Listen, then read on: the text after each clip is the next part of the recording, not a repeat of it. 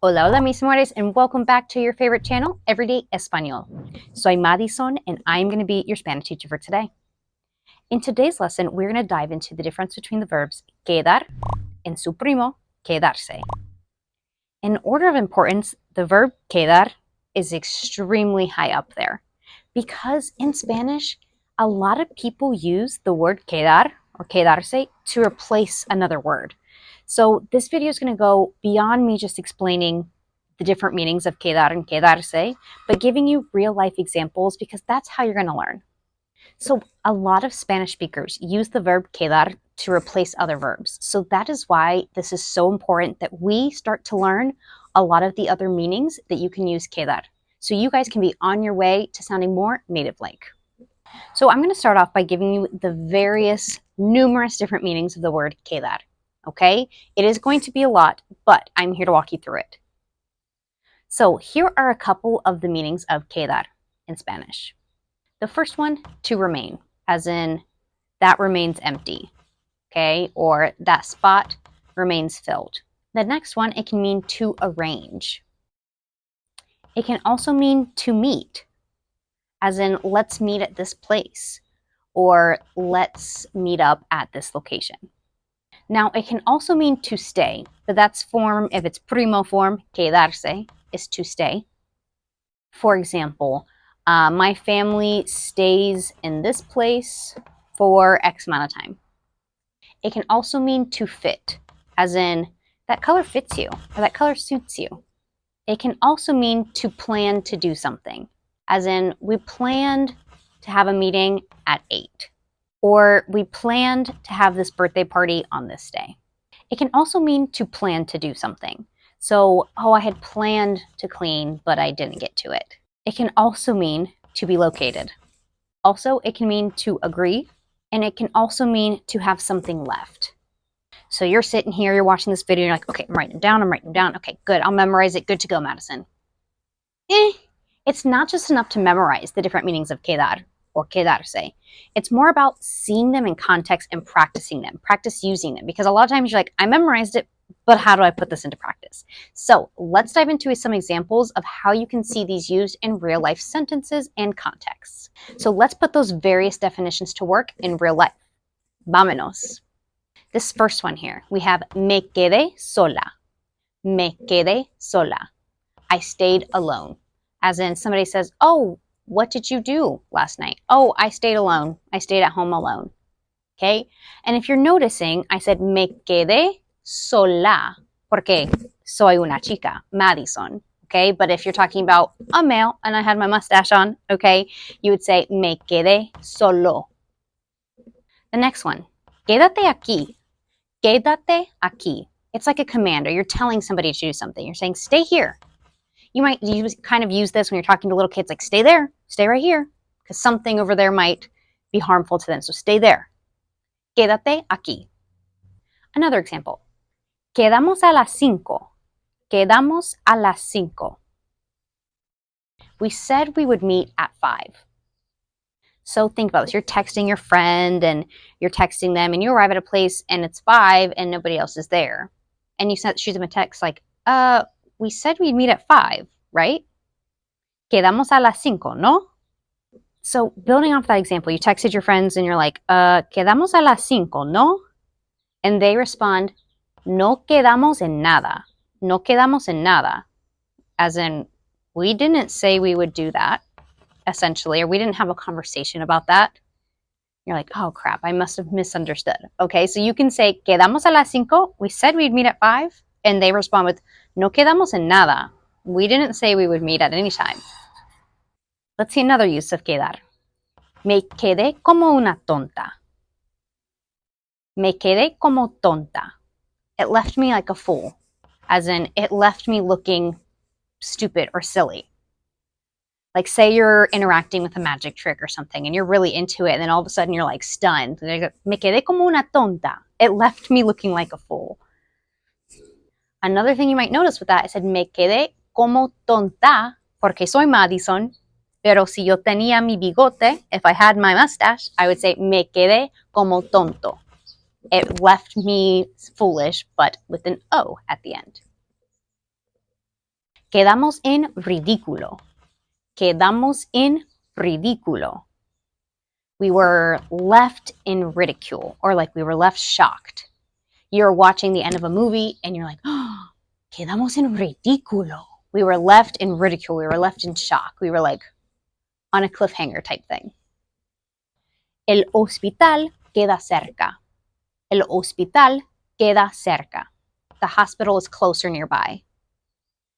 So you can see here that typically people might say el hospital está cerca.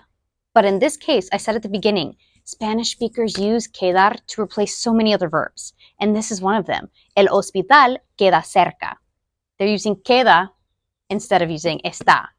So the hospital is near or close. Whoop. Would you look at that? Let's hop on the Unacademy app and help me complete a quick lesson. All right, so it says match the following. Doctor, with a picture of a doctor. Profesor, with a picture of a teacher. Okay. Doctor is used for men and doctora for women. Okay. Arquitecto, arquitecta. Okay. Arquitecto, male. Arquitecta, female. Okay. So I'm dragging pictures of these people into the correct buckets. Hombre, profesora, doctor. Perfecto. Okay, doctora, profesor, mujer, dragging those. All right, I am a doctor. Yo soy doctor. Look at me, I earned 8 new words in just 47 seconds. All right, let's get back into it. So far, the first 7 examples that I kind of gave there, we talked about how quedarse or quedar can be used to talk about left or remained, stayed, to be located at, let's see.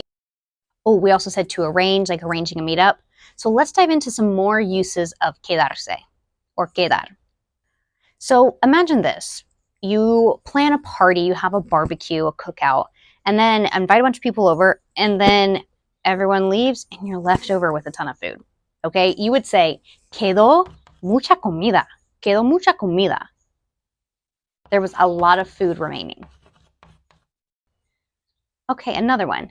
Te queda bien ese color. Te queda bien ese color. This color suits you or fits you well. So I'm using that te in front because it's that pronoun. I'm referring to you. I'm saying that color fits you. Te. Te queda bien ese color. This color fits you or suits you. So think about how you can use this going shopping with your friends. They're trying something on and you want to give them a compliment because we know we all love a little compliment, okay? You can say, te queda bien ese color, or te queda bien su suéter. Te queda bien su outfit. Your outfit suits you. Your sweater looks good on you. Another various use of the verb quedar or quedarse. You could say, imagine this. You have a kid that might be a little bit too old to be throwing a fit, and they're like, no, screaming, making a scene. And as a mom or as a parent, you're looking at them and you're like, no te queda, no te queda. Como your actions don't suit you. Like you're acting out of character for your age type thing. So you can use that with children. You can say the way that they're acting, it's like not really in their character. No te queda. That doesn't suit you. The way that you're acting doesn't suit you. It doesn't fit you for your age. Hopping on another example of no te quedas and it doesn't suit you. Recently, we had somebody watch our dog, and with us, our dog's like very well behaved. And then when this person watched the dog, he acted like completely out of character. And so in that situation, I could like say to my dog, I could say like, no te queda. Like that doesn't, you don't do that. You don't act like that. No te queda. Another example. So throughout this video, as we're going through the vast different meanings of quedar, I might be like, queda claro? Is that clear? Queda claro? And you might look at me and say, sí, queda claro, queda claro. Yes, it's clear. Or you might be like, no queda claro. No, that doesn't leave me very clear, essentially. Another example I have on here is queda pendiente. Queda pendiente, as in it remains pending, as in we're still waiting on it.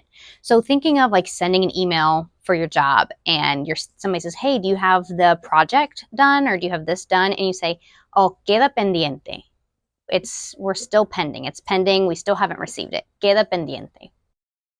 All right, let me give you another scenario, kind of going back to the barbecue. So say somebody said, hey, to the barbecue, can you please bring the hamburgers? Or could you please bring a side dish like potato salad or something?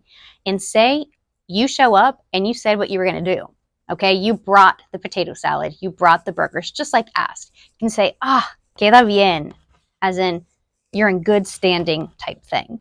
So it means to be left good, like to be left in good standing. So you followed through on what you said you were going to do.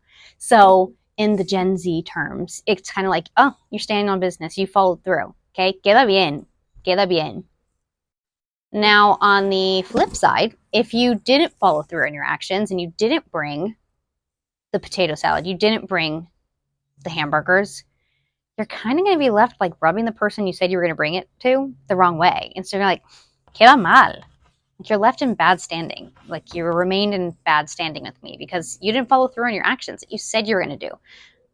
I hope after you watch this video, you're seeing just how important the verb quedar or quedarse is when using and communicating in Spanish, because native Spanish speakers use it all the time to replace other verbs. And this is going to make you sound more natural and more native-like.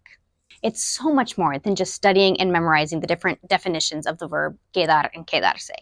Using those examples that we saw in class or that we saw earlier in this video, you're going to be like, that's how you're going to learn it. That's how you're going to be able to put it into practice, being able to communicate these other things with the verb quedar. I guarantee after seeing this video, if you're ever interacting with Spanish speakers or you're watching other things in Spanish and you're going to start hearing quedar or quedarse all the time. And you're going to be like, wow, Profe Madison, you were right. I'm like, not to toot my own horn, but I kind of know. So join us next time on Everyday Espanol.